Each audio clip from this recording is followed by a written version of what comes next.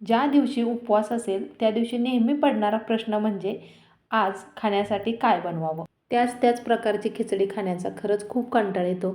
आज मी जरा वेगळ्या पद्धतीने खिचडी बनवली आणि खरं सांगू का, एवढी छान झाली होती. अगदी लहानांपासून मोठ्यांपर्यंत सर्वांना आवडली. चला तर मग वेळ न लावता याची रेसिपी पाहूया. नमस्कार, खमंग मराठमोळी चव या आपल्या रेसिपी चॅनलवरती पुन्हा एकदा तुम्हा सर्वांचं अगदी मनापासून स्वागत करते.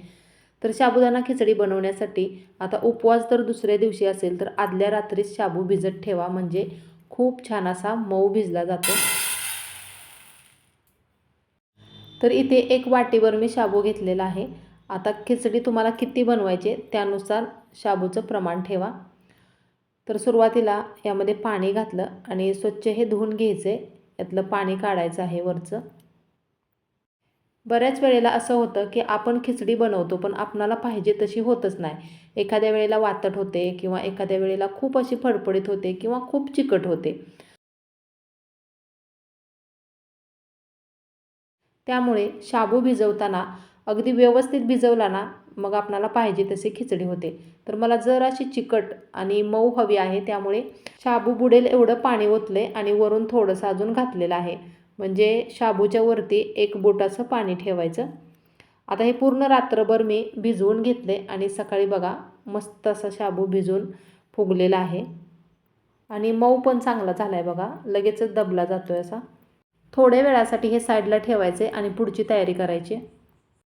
यासाठी लागणार आहे आपणाला बटाटा. बटाट्याची साल काढून घ्यायची. कच्चाच बटाटा घेतलेला आहे.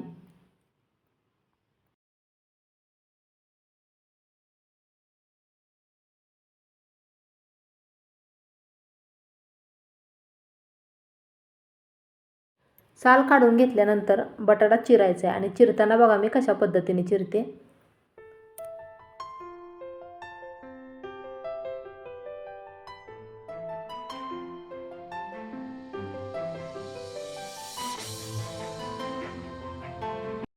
अगोदर मी काय केलं, एकदम पातळ अशा याच्या चकत्या केल्यासारखं केलं, म्हणजे उभ्या आकारामध्ये, आणि मधून अजून बघा कट करून अशा पद्धतीने संपूर्ण बटाटा असा चिरून घ्यायचा आहे आपल्याला. म्हणजे पटकन तो चांगला वापरला पण जातो. अजून दाखवते मी कशा पद्धतीने कट केला ते, जरासं जवळून दाखवते. तर असे एकदम लांब लांब काप करून घेतलेत. तर हे काळे पडू नयेत यासाठी पटकन पाण्यामध्ये घालायचे.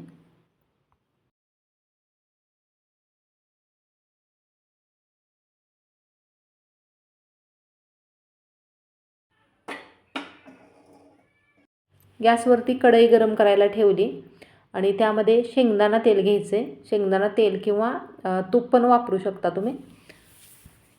आणि बऱ्याच ठिकाणी बघा उपवासाला जिरे पण चालतात, कढीपत्ता, कोथिंबीर घालतात.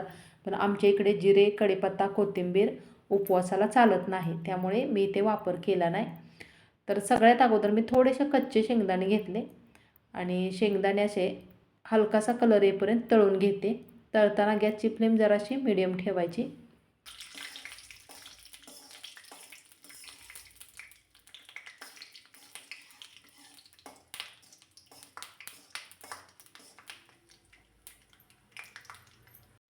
एकदम चांगले कडक होईपर्यंत शेंगदाणे तळून घेतले.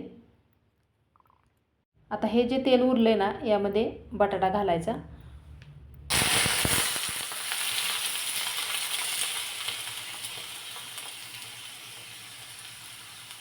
बटाट्याचे काप स्वच्छ धुवून चाळणीमध्ये नितळत ठेवले होते.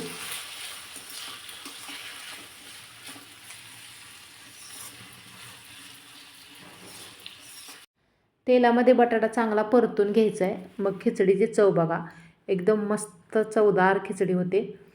आणि लगेचच असा मऊ पडावा बटाटा यासाठीच आपण पातळ चिरून घेतला होता, म्हणजे जास्त वेळ लागत नाही परतायला.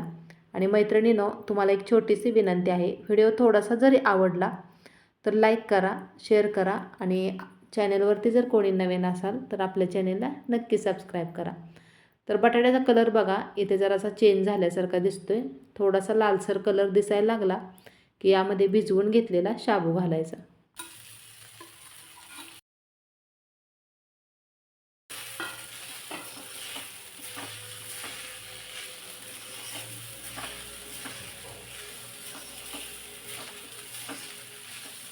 एखादा मिनिटभर हे परतून घ्यायचं आहे अगोदर.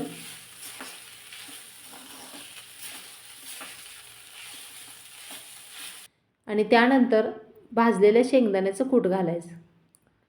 आता कूट कसं पाहिजे, एकदम जास्त बारीक पण नको आणि जास्त मोठं पण नको. शाबू भिजवताना मुद्दामच पाणी त्यामध्ये जास्त ठेवलं होतं, का तर मला खूप असा सुटसुटीत शाबू नाही आवडत. जर असा चिकट मऊ शाबू खायला खूप छान लागतो, त्यामुळे पाणी जरासं जास्त ठेवलं होतं. तुम्हाला जर एकदम मोकळा फडफडीत हवा असेल तर पाणी कमी घाला. चवीनुसार मीठ घातलेलं आहे.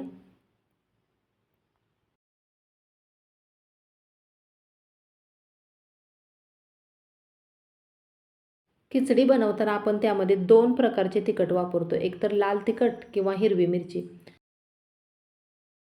तर मिरची न वापरता मी लाल तिखटाचा वापर करते.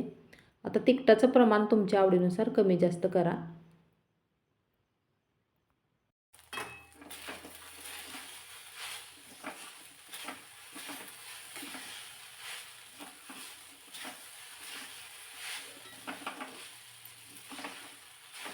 चांगली खिचडी परतून घेतल्यानंतरच वरून शेंगदाणे घालायचे.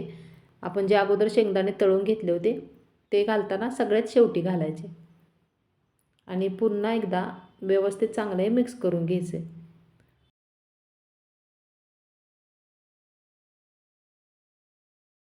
तर इथे ओल्या खोबऱ्याचा खीस वापरते मी. तर हे पूर्णतः ऑप्शनल आहे, तुम्हाला हवा असेल तरच घाला. खोबरं खिसून घेताना आलं खिसण्याची जी खिसणी असते एकदम सगळ्यात बारीक त्याने खिसायचं, म्हणजे खिचडी खाताना जास्त असं कचकच लागत नाही.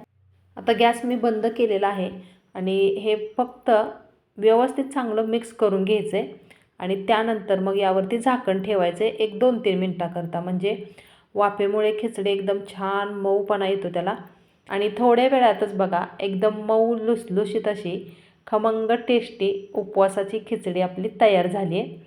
चला तर मग लवकरच भेटते अशाच नवीन एका छानशा वेगळ्या रेसिपीसोबत पुढच्या व्हिडिओमध्ये.